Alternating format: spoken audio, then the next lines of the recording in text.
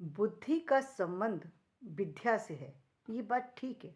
लेकिन विद्या तो प्राप्त करने के लिए बुद्धि की ज़रूरत होती है, और ये बुद्धि जो मिलती है वो माता-पिता से मिलती है बच्चों को।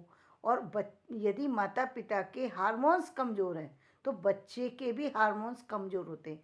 इसलिए यदि आपके पास बच्चा है, तो आप अपने बच्चे, और यदि बच्चा कहीं न कहीं आपको बुद्धि से कमज़ोर दिखाई दे रहा है, दूसरे बच्चों की तरह वो सामान्य बच्चा नहीं है, उसका डेवलपमेंट उतना नहीं है, तो डॉक्टरों से उसका संपर्क कीजिए और उनसे कहिए कि मेरे बच्चे को किसी तरीके से इसकी बुद्धि पर काम करें।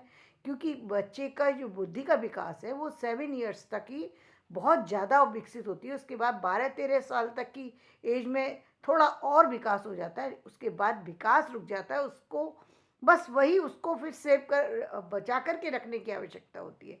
तो बुद्धि पर यदि पहला काम किया जाना चाहिए, तो वो माता-पिता के द्वारा या घर के किसी भी ऐसे व्यक्ति के द्वारा या शिक्षकों के द्वारा। यदि आपके स्कूल में कोई बच्चा आ रहा है, पहली बात तो हर बच्चे को स्कूल आना ही आना है, चाहे वो बच्चा विकलांग है, चाहे वो बच्चा कैसा ही है। थोड़ा यदि ज़्यादा बिल्कुल चलने की स्थिति में है, थोड़ी ज़्यादा उम्र में वो स्कूल आ सकता है, लेकिन बच्चे को स्कूल आना ही है।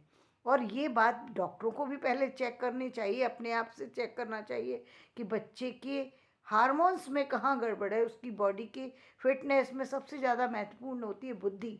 तो बुद्धि पर उसका उसका डॉक्टरों का भी कंसंट्रेशन होना चाहिए। उनको देखना चाहिए कि यदि माता पिता में किसी तरीके की वीकनेस और बच्चे के अंदर वीकनेस आ रही है, यदि बुद्धि पूरी तरह से डेवलप्ड नहीं है, तो उसको कैसे विकसित किया जा सकता है, क्या चीज़ दी जाए जिससे बच्चे की बुद्धि जो है वो सही ढंग से डेवलप हो सके।